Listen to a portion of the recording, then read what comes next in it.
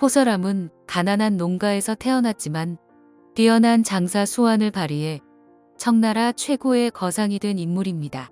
그는 단순히 장사 수완만 좋았던 것은 아닙니다. 그가 성공할 수 있었던 배경에는 그의 훌륭한 인품이 뒷받침되었기 때문입니다. 그의 인품을 잘 말해주는 이야기 한 편을 소개합니다. 어느 이른 복날 오후, 호서람은 객실에서 각 분점 점주와 투자 상담을 하고 있었다. 이야기 도중 호서람은 이상하다는 표정을 지었다. 최근 투자한 점주들 대부분은 어느 정도 이익을 냈지만 일부가 이윤을 거의 내지 못했기 때문이다.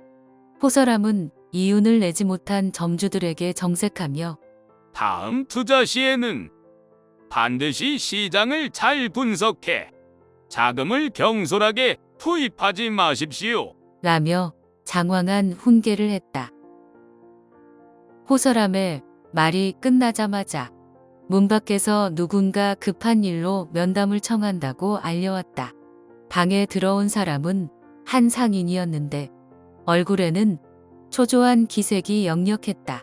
상인은 최근 사업이 기울어 큰돈이 급히 필요했다. 그래서 그는 자신의 전 재산을 아주 낮은 가격으로 호서람에게 넘기려 했다.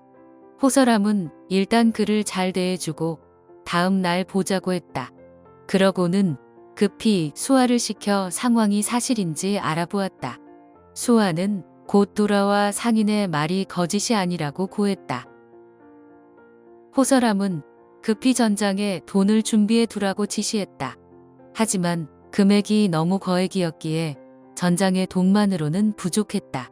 그래서 호서람은 각 분점에 연락해 대대적으로 현금을 모았다. 다음 날 호서람은 상인을 불러 부탁을 들어주었다. 그런데 상인의 재산을 헐값이 아닌 시장 가격으로 매입하겠다고 했다. 상인은 너무 놀랐다. 왜 호서람이 자신의 유리한 입장을 이용하지 않는지 이해할 수 없었다. 호서람은 상인의 어깨를 두드리며 안심시킨 후 말했다. 나는 잠시 당신 자산을 보관할 뿐이요. 당신이 이번 난관을 잘 넘겨서 나중에 이 자산을 도로 매입하시오. 다만 원가만 받기는 좀 못하니 아주 약간의 이자만 받겠소. 호서람의 말에 상인은 감격을 금치 못했다. 호서람에게 깊은 감사를 표하고 눈물을 흘리며 떠났다.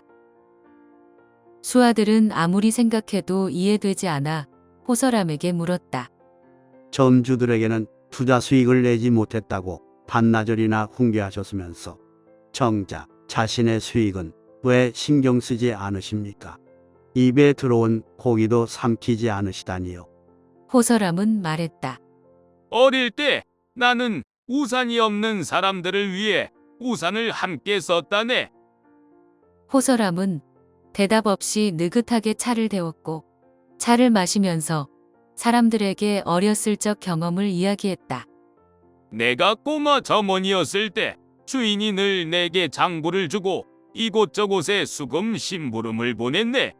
어느 날 길을 서둘러 가고 있는데 폭우가 내렸지. 한 낯선 이가 나랑 같은 방향으로 가고 있는데 비를 홀딱 맞게 생겼다네. 나는 우산을 갖고 있었는데 그 사람을 불러 함께 우산을 썼지. 그 후 비가 올 때면 나는 늘 아는 이 모르는 이와 우산을 함께 썼다네. 세월이 흐르자 그 길로 다니는 사람 중 나를 모르는 사람은 아무도 없게 되었지. 그러자 어느 날부터인가 나는 우산을 두고 나왔어도 크게 걱정하지 않았다네. 왜냐하면 사람들이 모두 나에게 우산을 씌워주었기 때문이지. 말하면서 호서람은 살짝 미소를 지으며 말했다.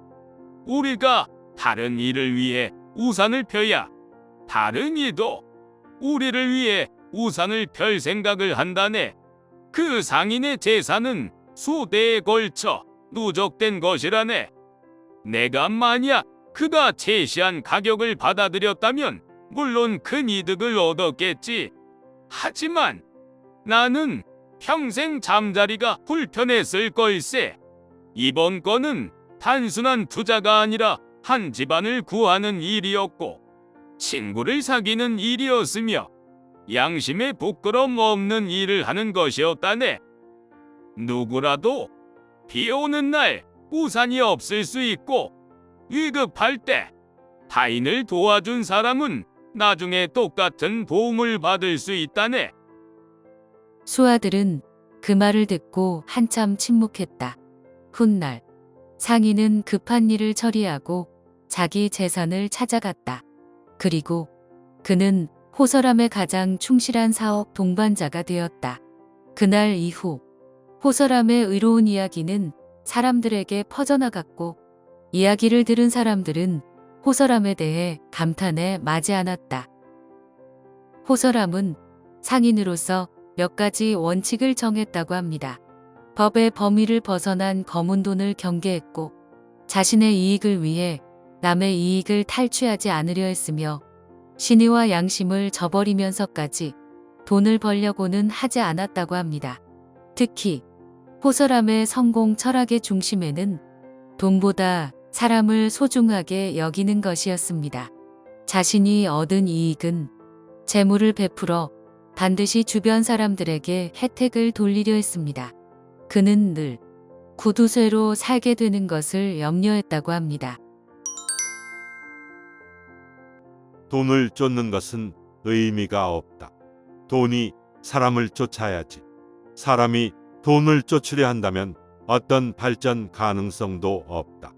당신의 비전이 오늘을 향해 있다면 당신은 오늘의 일을 하는 것이고 당신의 15년 뒤를 바라본다면 당신은 15년 뒤의 일을 하는 것이다. 시청해 주셔서 감사합니다.